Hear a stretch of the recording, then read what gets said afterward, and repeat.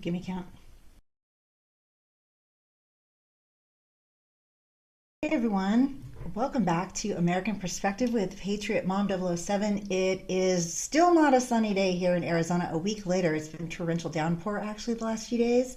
So hold off on your trips just yet. It's not beautiful weather. Another probably 2 weeks, it'll be perfect. And it is Friday, March 14th. Didn't even need the glasses this time. I put it in really big print. That's a little tip, a trick for you. If you struggle with those readers on camera, learning every week. So I want to thank you guys for coming back again. We have an amazing guest. We're going to get right to it. I do always have a couple things on the top just in the news. Some things that maybe some others haven't covered because they do cover it pretty extensively. So we try to find some other stuff that you may not have heard about. And we'll bring, the first one is actually an announcement. It's a sad announcement, but I do want to acknowledge this happened here in Arizona, Robert. We're going to, just for a minute, just honor our Congressman Raul Grijalva. He did pass away this week, and he had been battling cancer. But he did serve, he served for many years in Arizona in the Southern District near Tucson. He wasn't a Republican, he was a Democrat, but I understand he did amazing things for his community. He was very beloved. He was one of our elected officials I have not been able to meet the last few years, so I'm sorry that did not take place. But we do want to wish his family and friends, his staff, of course, well. Passing of anyone is always sad, right? One life is always too many, we say. So we just want to honor him and thank him for his service and years of dedication to Arizona. And on that, sorry to start with that, but that's so important. Now we're going to go to some news, just one little clip. This is some good news for the country, and this is the Trump administration updates on the CBP1 app. And I think we might have a clip on this that is pretty one. Remarkable. The Trump administration has taken that controversial CBP1 cell phone app for migrants that the Biden administration was using, and they've repurposed it into a self-deportation app that is officially launching today. And we're getting an exclusive first look at it. Take a look. The app is now called CBP Home. It allows illegal aliens in the U.S. to register to self-deport. They fill out biographical information, including their countries of citizenship, which country they plan to return to, their alien registration numbers, their contact information, and it allows them to upload photos of themselves to confirm their identity. All of it is then submitted to CBP, and they leave the country. Now, you might be asking yourself, well, why would an illegal immigrant want to self-deport? Well, DHS says if they leave now, they will have the opportunity to return to the U.S. legally in the future and chase the American dream. But if they don't leave, they will be found, arrested, detained, and deported with a permanent ban on entry into the United States. In a statement to Fox News, DHS Secretary Kristi Noem said in part, quote, the Biden administration exploited the CBP1 app to allow more than 1 million aliens to illegally enter the United States. With the launching of the CBP Home app, we are restoring integrity to our immigration system. If they don't self-deport, we will find them, deport them, and they will never return. The Biden administration's use of the CBP1 app allowed more than 40,000 migrants to come into the U.S. at a port of entry every single month. That totaled nearly 1 million migrants by the end of his presidency. President Trump terminated that app immediately upon taking office, leading to scenes like this, showing migrants dismayed at the border on the day of his inauguration as they learned their CBP1 appointments were canceled and were never coming back. And DHS tells me that any migrants who had that CBP1 app on their phone will see it automatically update to this new self-deportation app starting today. And DHS can also use the data from the prior CBP1 registrations to track migrants for removal. So in a nutshell, Dana, Trump just took Biden's program, which was bringing migrants in, and has now totally repurposed it to get them out. That was a good recap. A little bit long, but it was really important because a lot of people have been hearing a lot of different information. A lot of it would be so-called misinformation. You might have been familiar with that term, or disinformation. And so we want to set the record straight. This is what's happening. You can be here legally. We do believe in law and order, so that includes everybody who lives here, not just the ones who feel like following the rules. And if you want to be here, we want you to be here. My dad came from another country, as did all my relatives. They got their citizenship. Took a few years back in the 60s and then, but nonetheless, they did the system. The process worked, and it still does, but you do have to follow it. So please follow the laws. If you want to self-deport, come back the right way, and we'd love to have you. This is America after all, and we welcome everyone.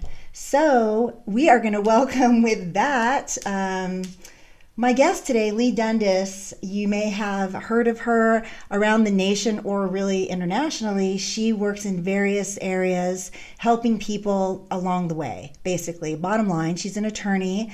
She could be called a modern day abolitionist. She's an author. We're going to touch on her book. We have a lot to talk about, but she does really concentrate on combating global injustices, child slavery, trafficking situation. That's a big problem we know here in America. It's being revealed. And also peddling of all the medical tyranny. They disguise sometimes as progress. So with that, I'm going to bring Leigh Dundas on, and we are acquaintances from years past. So thanks for being here. Thanks so much for having me. It's an honor to be here as always. That's great. So I know you've been so busy. We're going to dive right in.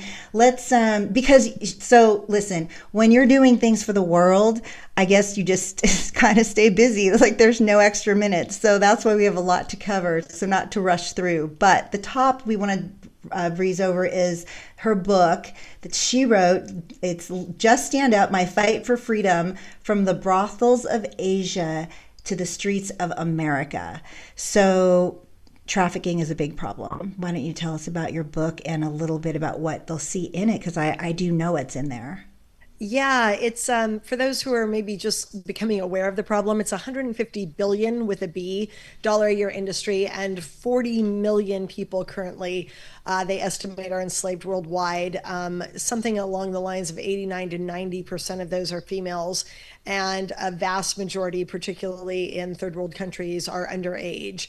And a lot of it involves either straight up sex trafficking, where a pimp or a trafficker is selling a girl or a woman for sex to a pedophile or a buyer, or maybe they're picking strawberries in Central California, but they're being forced into acts of sexual servitude at night, in addition to being labor trafficked or something like that. So you've got really, when you look at it, it's a lot of X chromosomes as females, a lot of whom are underage, and most of the trafficking involving some sort of unwanted sexual activity. And that is a really, really frightening number when you look at the state of California. We have 40 million people in this state. So it would literally be like waving an ugly magic wand and having everybody in America wake up bound to a bed, being raped 10 times a night for profit. So that's the scope of it. But yeah, I've been involved in fighting trafficking overseas in a variety of contexts now for 12 years. And I talk a little bit about that in the book, Just Stand Up. That's right. And some of the things you saw, I mean, I wouldn't even really want to go over them necessarily during a show. I mean, definitely I would say smaller group discussion, although I know it has to be a big group discussion, but these topics with these children are so devastatingly, tragically sad. As a mom, it honestly hurts inside my heart to discuss it. And it's terrible because we do have to be able to discuss it. And what you do is you shout out these injustices, what's being done to the kids. And as young as, I don't know, what's the youngest you've seen? When I first started doing the work in Thailand and Cambodia, the youngest girl that had been rescued that year, she was Laotian, from a Laotian facility, from trafficking, and put into a Laotian facility, was 7. I personally then witnessed GoPro footage that one of our guys had taken off of a Japanese sex tourist. He decided, instead of GoPro videoing his mountain bike ride or his ski run or his snowboard run, that he was going to GoPro his brothel run. And so he basically videotaped himself, first person camera on the forehead, And the girls in the video looked like they were probably 5, 6, something like that. So there is no bottom age, as awful as it is. Even babies and toddlers are rescued from these types of situations. And it's just really a testament to the fact that we need to do a whole lot better on this planet than we have been in years past. And I'm super thankful Trump's in office, because unlike the very loud leftist faction in this country that pretends to care about marginalized classes, Trump actually puts his money and his time in his mouth and his walk where the talk is, in terms of actually being tough on crime and tough on sex trafficking. He was one of the very first in 2020 to hold a White House summit, and he wanted to put, I think, $47 million into victim services and punishing traffickers and things of that nature. So not just right now, but since his first term, he has actually done the hard work of helping to get right on this terribly wrong criminal economy. It's the fastest growing crime in the world and the second largest criminal economy behind drugs. And they expect it, Noél, to take out drugs for the top spot inside the next 10 years, because there's a hell of a lot more profit in selling a kid to a pedophile than there is in selling cocaine to an addict. That's right. That's a fact. And this clip that I brought up at the beginning of the show regarding the self-deportation orders now, I mean, this does all play a part in this. With an open, civ border that just doesn't catch anybody, basically you have a lot of these criminal and pedophiles and traffickers basically just flowing back and forth, and they're able, that government who did that former administration, they actually facilitated, in theory or in practice, actually. I mean, some would say in theory, but some who are being trafficked would say in practice, they facilitated the trafficking of men, women, and children, boys and girls, because everybody gets both sexes, because there's two. They both get trafficked, and older and younger. I mean, you're not immune. Somebody just went missing in Punta Cana last week, and they're ruling out everybody she talked to in 2 days, and she might have drowned. I mean, maybe, God forbid, but there's a lot of other options that happen.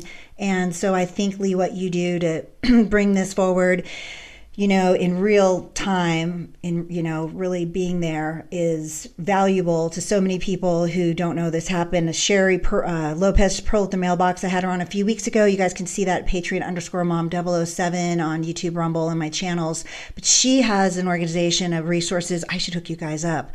She's a survivor, and she works in a different space. So actually, that'd be a really good combination. I need to do that. So I'm so glad I had you on today. It's been a while, and I'm glad we're catching up, because in addition to the book, and people can find this at Amazon, although Amazon is not always reliable. No, Amazon just permanently says it's out of stock, even though they won't let me make it be in stock. So the best way to do it is to go to my website, leighdundas.com. And my mother gave me extra letters. It's Leigh back there, leighdundas.com. And right. You can order it off the website, because Perfect. Amazon is totally unreliable right now. Okay, fair enough. Well, see, that's why we have them on, so we can find out how to get a hold of them, because of what people like Amazon, they do, right? Yeah. They cut people off and nobody ever knows about it. True. So also Psychology of Winners, the class, so we do have this class. It's an online class coming up. She's going to tell us about it. The registration link also on her site at leighdundas.com. So, and all of that is in the descriptions on all the channels today. So you can find her everywhere on my channels and hers.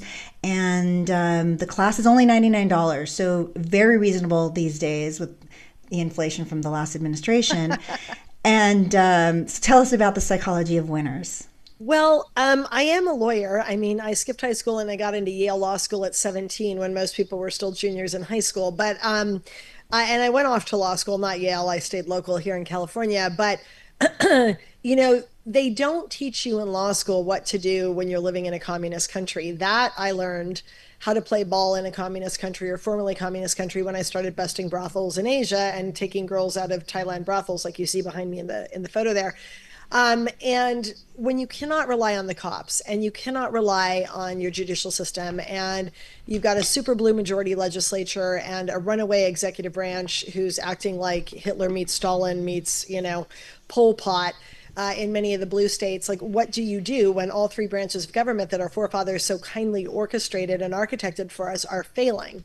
And I really thank God to the brothel fight that I got involved in 12 years ago, because it taught me how to do things that were effective. So a lot of people don't know this, but I architected the truckers convoy. We consulted on the Canadian one, and I was the unseen hand behind the truckers on the American one. I got them every single venue from Adelanto, where I was knocking on doors to say, hey, we need a really big area with hard packed dirt or asphalt for a bunch of trucks to like rumble into and hold a launch party and then head out on 395 and across the country, all the way through Veneta, Oklahoma. Nice. I got them a retired naval commander who had actually run convoys through the Mideast to be our logistics guy. Like, all the donations, all of the media, like I orchestrated all of that. And after looking at how successful that was, I announced that on February 4th, 2022 on Facebook. And within 30 days, 100% of the blue states were open. And by the time we left later that month in February, a lot of the blue states were open, and people were like, Leigh, why are you still doing a truck convoy? It's a moot issue. I'm like, yeah, but it wouldn't have been moot if we hadn't have done it. And you don't ever make a promise or a threat, call it what you will, to do something and then not deliver. So I learned how to do these massive power of the people initiatives. And I became fond of the saying, nobody wins against the power of a people united. We did a nationwide economic boycott, or monetary strike as it was. And that was November 8th, 9th, 10th, 11th of 2021. And on Friday, finally, the federal courts ruled against Biden's vaccine mandate. But would those judges have done that without the blue collar boys going to bat and playing a game of chicken with the administration on the supply chain? I don't think so, Scooter. So again, the name and shame programs, calling out the vaccine passport, making a TV ad like I did. These are things that are highly effective. They do not require lawyers. They do not require law school training. They do not require $1 million, $1 billion trust fund baby kind of budget. These are things you and me, my dear, and all of our listeners with soccer mom, they could have a third grade education. All they need to be is a pissed off citizen or parent and willing to take action. And so I condensed the action steps from all of these initiatives I had done, one a month for 4.5 years, and I put it in an online course. You can watch it from Singapore or Sweden. People have. You pay $99. You can do it in 2 minutes a night or 20 minutes a night, or you can binge do it all weekend. It's about a 20-hour course, and you can learn how to actually do these types of initiatives, because the reality is I can't be in your backyard doing a truck convoy. You might need to do it yourself next time, and now you're going to know how. So that's what the course teaches. That's right. So that's amazing. I'm technologically challenged over here. So we have, like at the top of the show, that might have sounded a little challenged. We talked about that earlier. And so it's good though. Sometimes it's great because it does connect everyone and everything's accessible, the most important information that no one would ever really have before, right? Unless you were in some circle of Leighs with the attorneys, and not everybody runs in those circles, and that's okay. But now she has the ability to really share it widely. And by you guys hearing the show today, then going on her website at leighdundas.com, then I hope that you would help share it further. And that's how the good guys connect the world with the good guys, right? Yeah. Otherwise, the bad guys, they don't like that. So they try to chop us up all the time. And so divide and conquer. We need to use the technology for our good, I would say. But so that's quite a bit for people to digest, actually. I mean, if you guys want to get on board, I always say get educated, get involved. But to, get involved, you have to get educated. So it's the chicken and the, what is it? Chicken and the egg? Cart and the horse? Chicken and egg, cart and the horse. Yeah. So yeah, it's really important to when you find these resources, $99. I mean, people spend that, that's a dinner with, somebody. So that happens all the time. I mean, put it in something valuable that you can then go forward with that and continue to use it and build your communities, better for your families and of course yourself. You're in the community also. And if we all do that, I keep thinking the world will just be a really great place. That's what seems so simple to me when I say it out loud. It is, if we all just do our part. But it just seems like it's not simple because nobody understands it, I guess. I don't know. Well, we do have a remedial learning curve. We need to start actually learning how to do effective programs. And for all of my dislike for the libtarded left, they work together better than we do, and they take to the streets better than we do. Right. And there's absolutely nothing that says a bunch of Republicans who were raised to be nice and have, high noon tea with the Queen can't also grab a bullhorn and a flag and go stand in front of some elected official who's doing dirty by their community and call them out for it. That's called your First Amendment right, as long as you're not breaking any laws. That's right. And when you do that, particularly if the guy's wife or mother-in-law is hiding in the living room and the wife is like, why are there 15 soccer moms on our front sidewalk and little Johnny can't learn to ride his skateboard today? What the hell did you do at work that pissed off the community, babe? When their phones start ringing and they start getting worried about getting reelected, and when they go home and their wife is ripping them a new one, that is the way to get her done. And now you can go to the board meeting all day long and they'll cut your mic and they'll ignore you. But when you are standing on the sidewalk in front of where they live, as long as it's not illegal to do so in your community, and you've got your bullhorn and you're keeping it within the sound ordinance, and you've got your poster boards that you printed out at Kinko's calling out whatever crazy BS they're doing, that is the way to get it done. That is the way to get it done. Legally and lawfully, and can be utilized actually in all different ways for the good of the community, the good of the law enforcement, peacefully. Yeah, a bullhorn is not violent. Right. Don't use it to hit anybody over the head, then that would be violent. So that would be the line crossing, right? It's so simple. These are very simple rules. And so you do need to engage in your community, whether you join your local women's group or your PTO, or, try to become a school board member. They're not paid positions, so not everybody wants them, but they do really have a huge impact on the entire community and every single child living within it. I don't think people really break it down like that. They just think these things just exist and they run the other stuff that's happening to people's lives, and they don't really think of the impact that these positions, even what you would think of the smallest positions, have, And so it's really important here in Arizona. We have a lot of issues. So does every other state in the union, pretty much. Board of Supervisors, I always say, you have to go down to the meetings. I stopped going. I have people that let me know what's happening. Thank God they're involved, but you at least have to have some kind of pathway of communication to understand. And if that's getting online to get a class and learn how to engage if you've never done so, that's probably a really good first step to start with, to really get the basics. And don't learn the bad habits. Get the good habits from an attorney who's not going to give you dangerous advice, right? He's not going to rally you in some nefarious way that's going to get her in trouble legally. So let's think of how we're getting our sources and, accordingly then get them and buy them. So I know that, so thank you for doing that class. Appreciate that. And before we came on, you actually mentioned another project that you've been working on, a case. So before we start the information on that, I do want to mention you can find Leigh at Facebook, Instagram, X, and it's going to be on the description, so I won't read them all out. And then, of course, her website is just leighdundas.com. And also, you can find it in the description, and you can connect with her for what we just talked about, buying her book or taking her course. That'll all be doing it for the first time. Let us know what's going on in the legal world. Yeah, well, it's a little girl, and a concerned citizen a while ago brought her case to my attention. Mom and dad got married, had a baby up in Michigan, got divorced when the little girl was 17 months old. Dad would come into town every other weekend, grab his toddler, and go running over to his mother's house, the paternal grandmother of the child. We're going to call the little girl Amy. That's not her real name, it's a pseudonym. And he would take his daughter Amy over to his mother's house.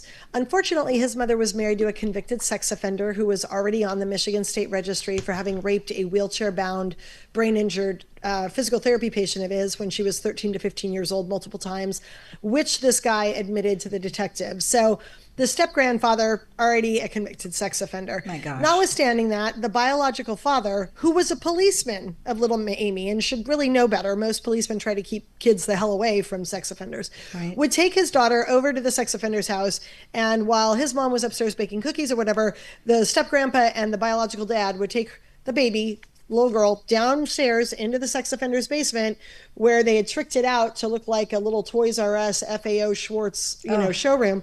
Most of the time, well, you probably know this, sex offenders are not in most states allowed to trick out their houses to look like a Toys R Us showroom, but that's what he had done, little girl ovens and beds and dollies and you name it. Let me just say, I have a physical reaction to what you just showed me. That is kind of horrifying. And they would take turns with her. That is what the little girl terrible. Alleged happened. She disclosed at age 4.5. The mother went to the cops. Initially, the Oakland County Sheriff didn't really do much, closed the case. Very unfortunate. I mean, Under Sheriff McCabe, he was the second in command, 43-year cop. You would have thought he could have at least said, I have a report that there's some baby raping going on in a baby raper's convicted sex offender's basement. Maybe, Scooter, I should go do a door knock. What do you think that is, Leigh? That would prevent, because I'm a big proponent of law enforcement agencies in general. I graduated as a criminal justice major. I worked with the department years ago in another state.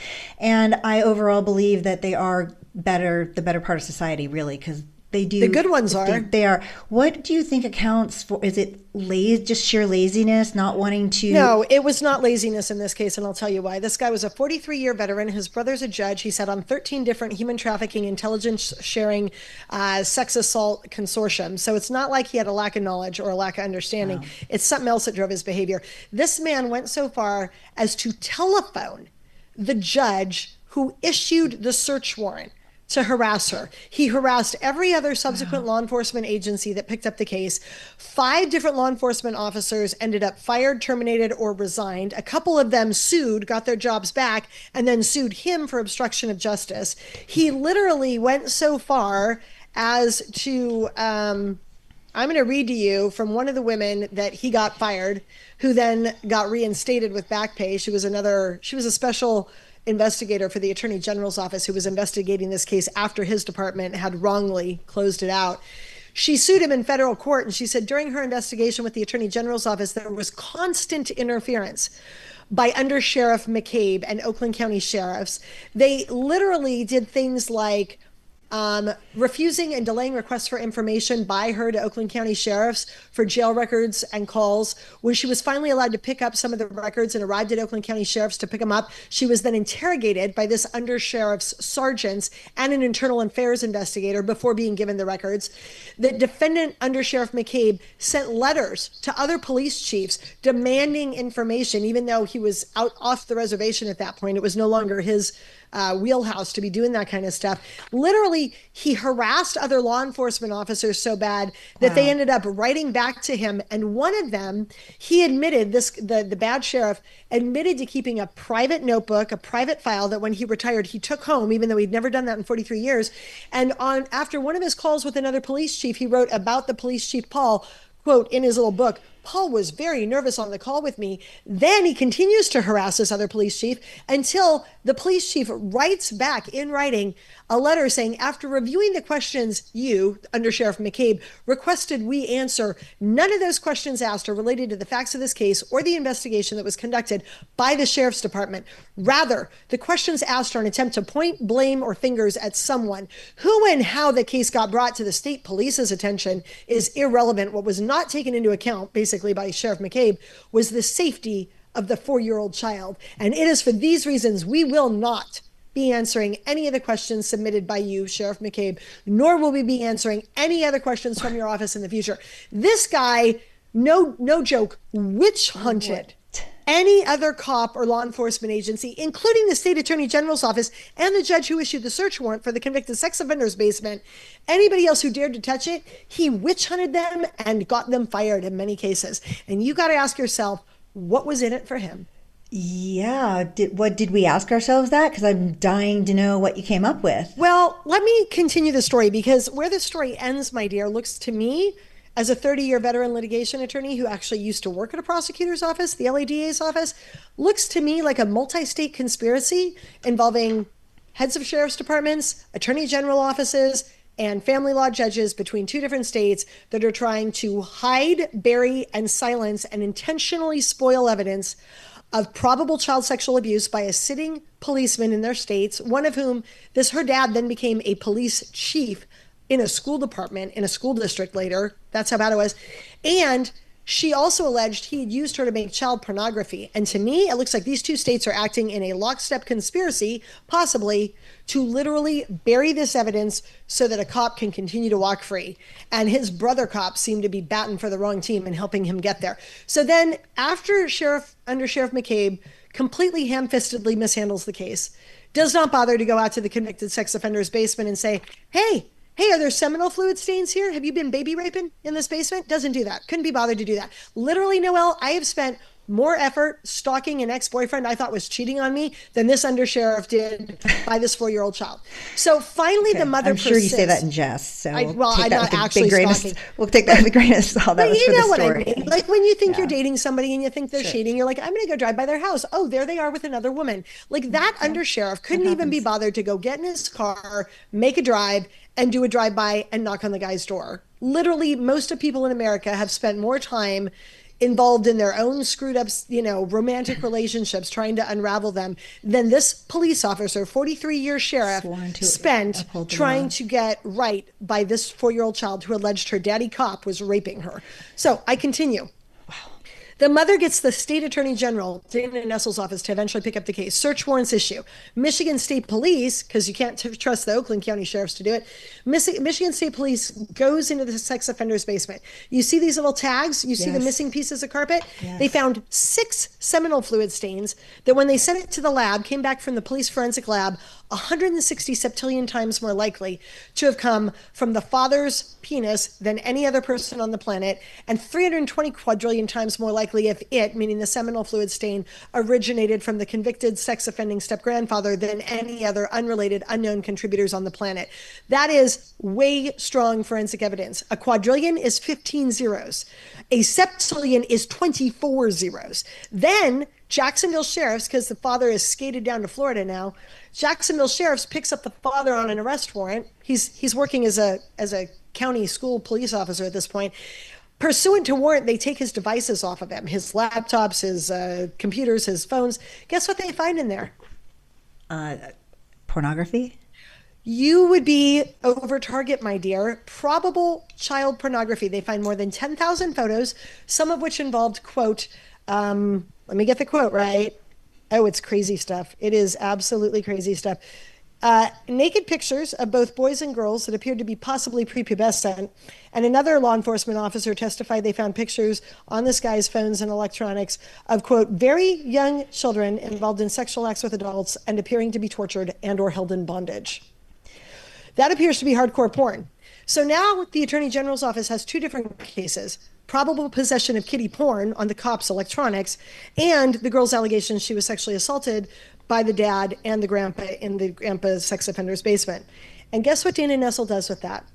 Nothing. She washes her hands of the case. She fails to prosecute because one of the many prosecutors involved in the case was alleged to have conducted himself in an unethical way.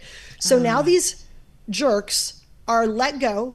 They were being held without bail in prison in Michigan for 4 months. But when the attorney general fails to prosecute, they're let go. The dad moves down to Florida, puts a motion in front of a family law judge down there looking to get 100% sole physical custody of his daughter back. This dinosaur relic of a family law judge, presiding judge of Alachua Family Courthouse, orders all of the therapists on the case off the case. The remaining therapists are disallowed from ever letting the girl discuss her past sexual abuse. The therapists are ordered on the record by this family law judge to not report abuse to the state authorities, which, by the way, a judge is a mandated reporter and the therapist is a mandated reporter. Yes. And in the state of Florida, it's a second-degree felony to fail to report child abuse. Okay. And then this guy literally holds the mother in contempt of court for getting her kid therapy and having cooperated with the Michigan State Attorney General's office investigation, fines the mother almost $250,000 the last day before he retires on the bench, December 31st, 2020. Wow.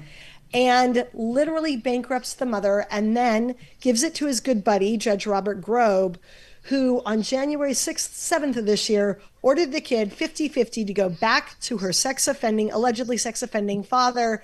Starting over President's Day weekend, the mother brings the kid into the state. Department of Child and Family says, hey, we got to report your kid might be in danger. Come on down. We're going to interview your kid. And Department of Child and Family, instead of interviewing the kid, throws her into a violent juvenile psychiatric ward for her own good for 5 straight days for having accused her father of production of child pornography and having sexually raped her from the age of 2.5 to almost 5. Yes, and that sounds horrifically tragic and almost unbelievable, right? In certainly America, in one of our states, which I believe, correct me if I'm wrong, is a blue state. Although in this particular case, that Michigan's has nothing. Blue. Yeah, Michigan's blue. Florida's red. I know. So I was gonna say, so in that case, party has nothing to do with this situation. Red states, blue states, they're all the same. In Arizona, we have the same exact problems. Judges putting kids back in highly abusive, fully documented, large binder scenario situations, sometimes more than one binder, and agencies not reporting parental compliance properly or fairly, certainly not to the benefit of the child or children. And it's not, unfortunately, it's not just segregated into any particular area. It's all over America and the world. And also a tough subject. Hello, I'm a mom.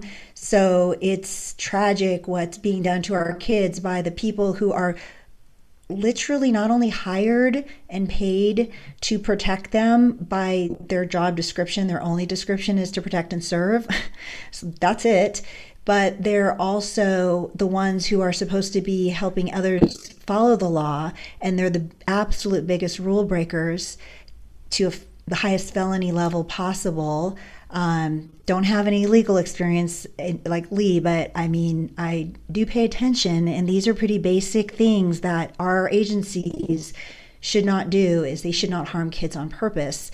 So I don't know if everybody caught everything you said. I mean, I did, because I talk that language and I talk that speed. I slow it down for the camera for sure, but it's a lot. I have a recap on my website. So okay. if you go to leighdundas.com, and it's LEIGHDUNDS.com, and you click on the child abuse case, everything and then some, because there's even more horrific facts I don't have time to get into, along with the crime scene photos, all that stuff is on the website. Good. You can donate to the mother if you click the bright green button at the top of the child abuse page. I was going to ask that. And what I'd like for your folks to do is to go to the child abuse page, and right above the photos at the bottom of that website page is a click here to stay informed. So sign up to stay informed. We might be having a rally in Florida if they continue to get it wrong on this case. Let me stop you there. Florida, I'm shocked to hear that this got transferred down to that state. I would think that you'd have more cooperation in Florida. I mean, Pam Bondi and all, she came out of Florida, and right. I'm a proponent of that hire. I think she'll do a good job. I would like to believe that. So the jury's out, right? She just started. Everybody needs the time to get involved. But are you not seeing any type of help from directly Florida? I have been trying to get the right people to move on this for a while in Florida. They say the right things. The former Attorney General, Ashley Moody, had caught wind of this case.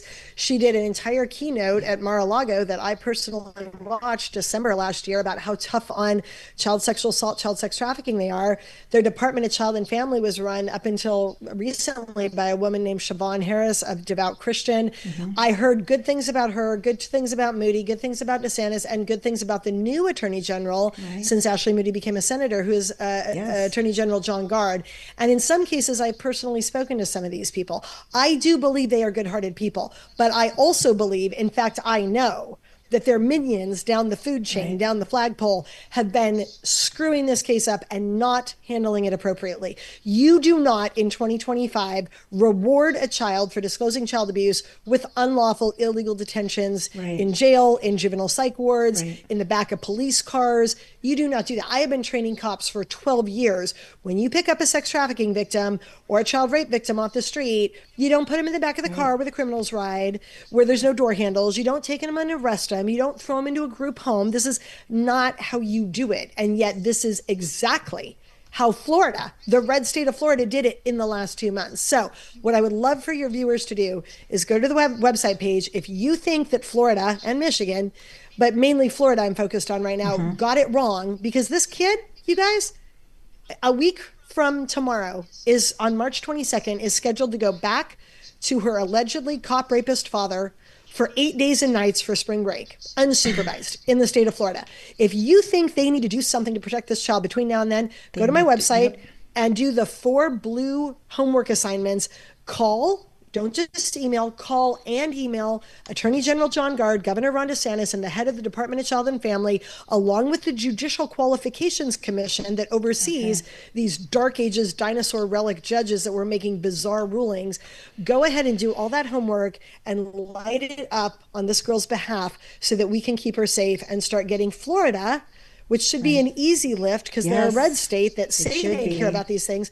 Start getting Florida actually bat for the right team, because right now they've kind of been falling down on the job. So it's really important, so everything you're doing, in substance wise, of course, is the most important, but it's also important when you start tying things in. And again, these levels of position, from, door knocker to AG of Florida, they all play a role. And if we forget what that top role is and we just let them go about their business, I don't care who they are. I'm pro new team right now, of course. And I think it's going to be a good decision across the board, but maybe they're overwhelmed. Maybe they're new to the job. Maybe they're understaffed. I don't know. Let's give them a grain of salt, but also let's be their supervisors and constantly remind them that they are working for us. They're supposed to be doing a particular job. They should be doing the worst job. I mean, he's getting the worst criminals out first. Like that's, Mr. Holman, that's his process. Bad first, go first. So same with that in those positions when they're there to protect and serve. Yeah, there's a lot of criminal cases out there that need to be dealt with on so many, levels. But the worst of the worst, I would say anybody harming any other person, man, woman, child, that would be the worst of the worst from the top of the heap, right? And that covers a lot. So they need to deal with those, the kids first, elderly, of course, everybody in between, but it should be always paramount. And if it takes a lot of phone calls, go to Leigh's site at leighdundas.com, and there's the tabs you can follow to get involved, get her newsletter, and stay involved. Because if we don't keep, it's kind of a hassle, like nagging your kids, for years until they're on their own and doing their thing, and you're like, oh, God, I'm so glad I don't have to tell you again.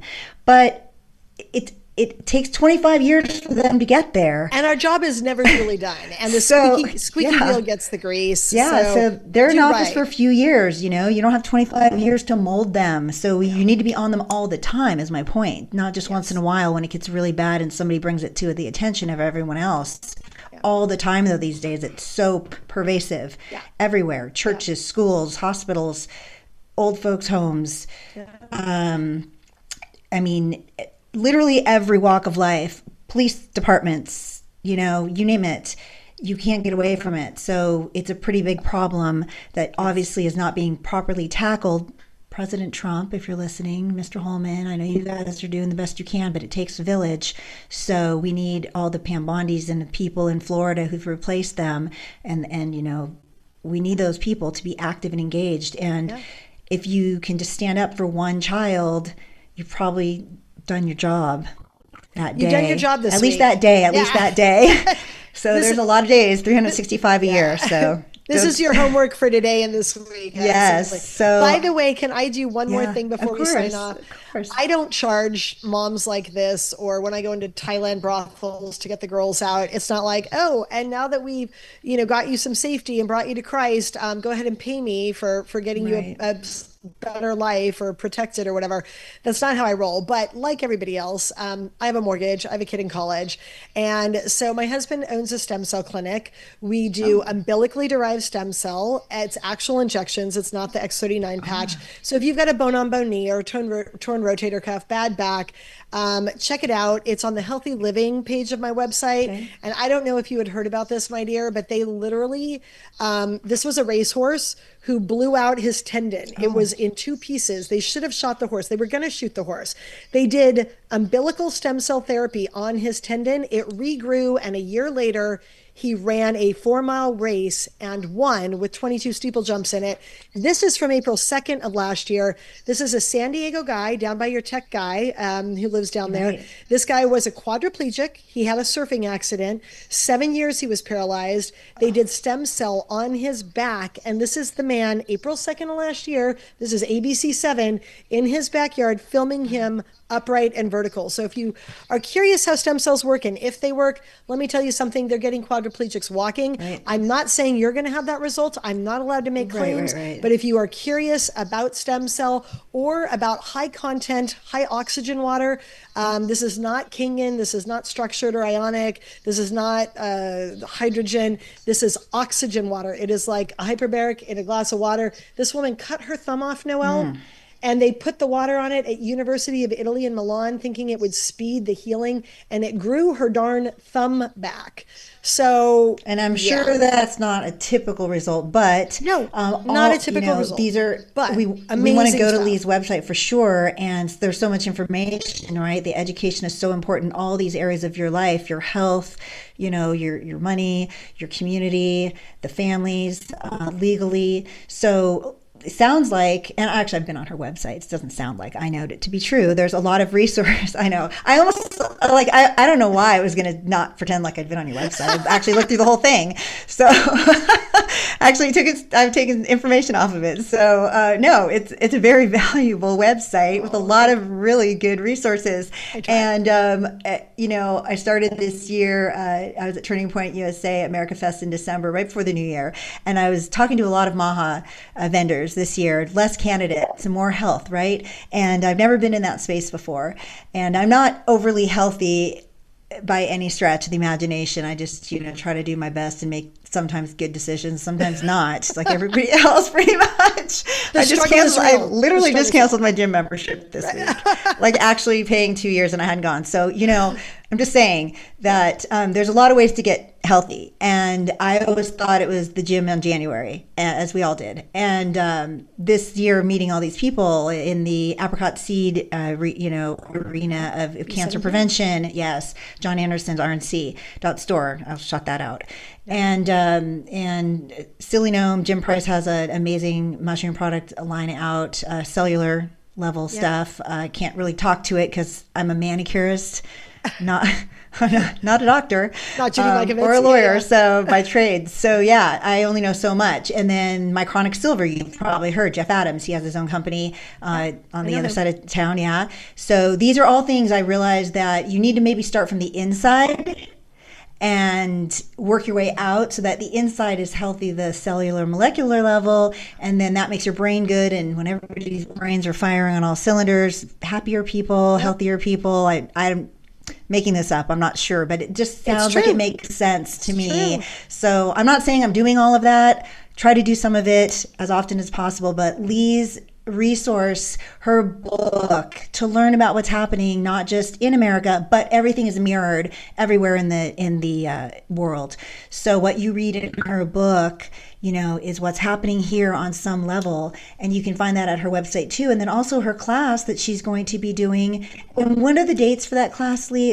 Any start? I did it live this time last year, and now it's just online. But it's amazing because it's like, if you've seen me speak and I get everybody fired up and I do, standing ovation and everybody feels like they can charge a hill and take whatever I did the class like that. So it's like seeing me at a Clay Clark stage. It's like you're there. Yeah, it's like you're there, but it's online so that you can just, instead of Netflix and dinner, you can Leigh Dundas Psychology of the Winner. And by the way, the Psychology of the Winner, we do a deep dive, Noel, into the neuroscience of what makes the top 1% of groups winners. So there is a basketball team that wins 137 times as often as it should, given the quality of its players. What is that guy, that coach doing that is so outsized different to get that result? There is a jewel thief group that has never been caught that rips off Paris and Rodeo Drive $50 million heists.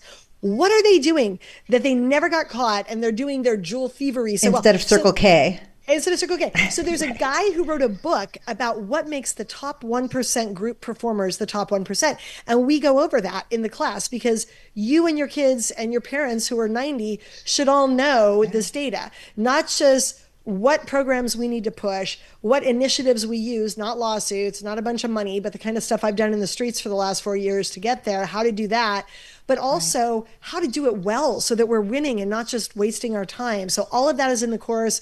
And if you're interested in the healthy living stuff, Noél is spot on. Yes, every day is a struggle, but we try to make gradiently better choices. If you want to learn about stem cell or the oxygen water, you want to try some of that water that's getting rid of people who have cancer, suddenly no longer have cancer in Hungary. They're bathing in the water, they're drinking the water. You can buy the water on the website. You can learn about stem cell. It's all on the website. And I'm just going to say, go there and do help this little girl by calling the governor in Florida and the attorney general and the head of their Department of Child and Family, because this girl really needs your help. And if you buy anything from me, rest assured, know that all the profit goes back into me busting brothels and or helping little kids who are saying that they're being raped by pedophiles get away from the pedophiles and bring those types of networks down. So less cocktail parties, more hardcore on the ground actual work.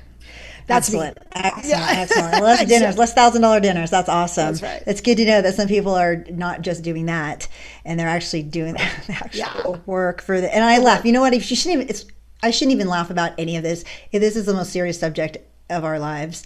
So I want to just acknowledge that that's not really appropriate. But sometimes we laugh when things are uncomfortable and sad, because the alternative to laughter is crying, and that's terrible on camera. I hear they say not to do that ever. I've not mastered it yet. I'm working on that too, like my health internally. Mentally too, but LeighDundas.com, and we hope to have her back. I hope you'll be back. Will you be back? Because we're doing this more regularly now this year. After 4 years, I finally just bit the bullet every Friday. Good girl. So we'll keep up with what's going on. If we can do anything, shout outs, you want us to put something up on my website or socials, whatever, just send it to me, of course. If it's important, let me know. I'll make sure it goes out. And we'll encourage our friends also online to do the same. Thank you. If you're listening, please follow LeighDundas.com at her website, her newsletter, and get informed, get educated. So I'm going to let you go for now. I'm going to say thank you again. If you want to hang out in the back room to hear the end of the show, you're more than welcome to, if you don't have to be anywhere else, and we'll talk soon. Sounds good, my dear. I got another one at 1, so I'll catch you by text. But thank you to you, your viewers, your tech team. You guys are amazing. I can't wait to see you again. Perfect. Thanks. Bye. Darn, she's got another one at 1. My end of my show is my best part of my show sometime. I don't know. Maybe she'll stick around for like 2 minutes or get me back on YouTube or Rumble. Not on Facebook today. Facebook is somehow all of a sudden not liking anything I'm doing. So they've cut off my lives completely the last 2 weeks. Gosh, and I just got going on there. So that's kind of disappointing. I'm not going to lie. Even though I despise social media, mostly in theory, what it stands for, it's a evil necessity of our time. And, we grew up on the phones with the cords and everything, and that was okay. And like just meeting at the park. So when you could go to the park and they weren't, living there or dealing drugs. So these are things that have changed for sure in our lifetimes. And it's good to know that what hasn't changed is people like Leigh Dundas who really are there to help other people. And that's what their whole life is about in all the areas that they practice, including law. So, protecting those who can't protect themselves. I think it's really great. And, I want to just say that these subjects are really heavy, and so it's hard to talk about them. Obviously, I'm uncomfortable as a mom. Just as a human, it makes me sad. And I don't know why more people are not upset or sad about these things enough to do whatever they can in their arena to make it better for the kids that this is happening to. It's quite astonishing to me that this is 2025. So hopefully we're going to build this up with our new administration and President Trump. We need you to, I think, guide the ship also in that area and maybe help bring the hammer down with some of these organizations, agencies around the country who are not doing their job properly or efficiently or according to the law they are supposed to abide by. So, and I mean the officers she was mentioning in the case. Anyway, wow, that is a really tough subject. So what we're going to do, as always, on Friday, we've got a couple minutes left, and I am always thankful and grateful to our new press secretary, communications director, Carolyn Levitt. She's amazing. She had her little baby the other day at a round table, I think for a Maha situation. And I mean, her baby's young, I don't know, 8, 9 months, maybe 10. And she's a powerhouse doing this huge job, dealing with 100+ people, in the press room, throwing questions at her left and right. Doesn't have a binder that I could see so far. A couple pieces of paper. There's a lot of news happening, so I guess a couple references are okay. I mean, she's quite impressive that she only has a couple sheets of paper and answers everything. So we want to thank her for giving us our MAGA Minute every Friday, because her wrap-up is fantastic, and Robert's going to let us hear what happened in this last week from last Friday in America. It's been another very busy week here, so this may be over a minute, but let's go over everything that happened here at the White House. The president gave a record-breaking joint address to Congress where he laid out his bold vision to renew the American dream. He introduced the world to DJ Daniel, a young boy fighting brain cancer who was sworn into the United States Secret Service. He honored Peyton McNabb, a young woman who was brutally injured playing sports with a man who should have never been allowed to compete against her in the first place. And he honored the memory of Jocelyn Nungre, a young girl who was murdered by illegal aliens, by renaming a wildlife refuge in Texas in her honor. And the president also honored Mark Fogel, an American hostage who President Trump freed from Russian captivity last month. Yet the Democrats stood for none of these incredible Americans and their heroic stories. They did not stand for no taxes on tips, the capturing of an ISIS terrorist, defeating inflation, unleashing American energy, or ending the fraud, waste, and abuse in our government. Also this week, First Lady Melania Trump held a roundtable discussion on online protection and the Take It Down Act, a bill that will add protections for children who are targets of malicious online deepfakes and attacks. This week, the president also kept his promise to the crypto industry, establishing a strategic Bitcoin reserve and hosting prominent crypto voices for a roundtable at the White House.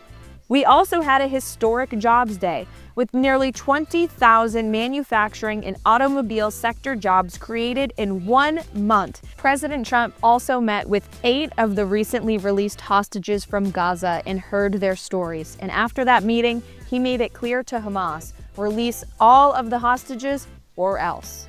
America is back, and we'll see you next week for the MAGA Minute. That is right. America is back in all those areas. I mean, the list this week was even longer than last week. She took an extra, I think, 15, 20, 30 seconds because she had to get all the other stuff in. But I do want to just mention, I work with Independent Women's Network, and Peyton McNabb, that young girl that you saw, the volleyball player who was, injured permanently by a man who was allowed to play on her team, on the opposing team, in a tournament. She's one of our ambassadors for Independent Women's Network, and I encourage you to get online also for a resource at iwnetwork.com and learn about chapters in your area and how you can get involved there too with other women who are really just trying to help other young girls and women in their communities. So this is always a resource-driven, I think, show is what I'd like to have happen, because if I'm not giving you extra information to use, to make your life better and your family's life better, I guess I'm just telling you the same stuff everybody else is telling you. And, you don't probably need me to do that. So, because everybody else is telling the same thing. But also, they did touch on the young women who have been killed brutally by, those here illegally. Bring it back to the top of the show, the self-deportation app that Trump just rehabbed, and he reversed everything Biden was doing, which was allowing people to pour into the country, willy-nilly, without any checks or balances whatsoever, and the safety and security of all the Americans were put at risk, as we're finding out now by so many people being injured and dying and being murdered all these last few years. So we're glad that that is turning around as well. And, it is really important that we all stay on top of these things and that we call our senators, our congressmen, our city council. Leigh was mentioning the Florida case. You do have to not put pressure on people, but you do have to remind them. As I said, they're very busy, a lot of stuff going on for all the agencies and all the workers. So, we need to participate in that process to make sure that things get done the way that we hope they do and are paying for those people to do for us. Very important. So we are, right at the top of the hour. So maybe a couple minutes past. We're getting really close on the time, though. Let me know, you guys. Write to me, please. I'm very curious for feedback. Don't be mean. Be constructive. I would appreciate that. It's a learning experience every single day for so many things, your health and everything else, this included for me. And I do have friends that have been calling and giving me some feedback. Robert, not this Robert here, I'll talk about him in a minute, but another Robert here in Arizona. Thank you if you're watching today. I really appreciate your support. I'm so glad you're doing so well, and we will catch up soon. But I do want to thank everyone else today for being here, watching American Perspective with Patriot Mom007. And whether it was on YouTube or Rumble, Twitch, Kick, I don't know, a few others, not Facebook. They're not putting it out right now. I just want to thank you. If you could follow me at Patriot Mom, it's Patriot_Mom007 at Facebook, Instagram, X, YouTube, and Rumble. And then on on X, it's PMom007. See, it's been a long week, and I guess, yeah. Anyway, look me up. You see my little symbol. You can't miss it. Patriot Mom. I'm holding the flag. I love the flag. I love the country. And I think that we're going to be in a really good position going forward. I'm looking forward to actually seeing what's going to happen positively for the country. I also want to thank this Robert here on the show with Chula Vista Live Data. You can find him on Facebook and X at JData17. He helps me do what I can here. And he is a stellar producer and smartest guy I know for sure in this space. And just follow his channels. He's got an Arizona Live Data channel. He's got San Diego Live Data channels. Find him on his Facebook or X at JData17, and then link to his other channels. You can find other podcasters he works with, and he puts a lot of great information out. So you can get it all in one place, really easily, and keep up with everything that's happening. And just, again, always remember, you guys got to get involved. But to do that, you need to get educated to know what you're doing and how you want to be of best service to your community, your family, your city, your state, and ultimately your nation. Everybody can't join the military and fight for the country. So if you can just fight in your little town or neighborhood, whatever works for you on the level that you're comfortable with, everybody would start working together, I think, better. And if that happens, then the world hopefully will be even better the next day and thereafter, which is what we're all hoping for our kids in their futures and their lives. So everybody have a great weekend, and look forward to seeing you here again next Friday. We're going to hopefully have 2 shows every other, so look for that. I was going to talk about Art Del Cueto today. I ran into him. He's on my Instagram. We had no sound, but I'm going to bring that up next week. I just didn't have time to get to it. He'll be a guest here in April on the 18th with Mark Lamb. You might have known him for being a sheriff here in town. So we'll have them on together that day on the 18th. Look forward to that. And again, thank you all for being on American Perspective with me today, Patriot Mom007. We'll see you next Friday.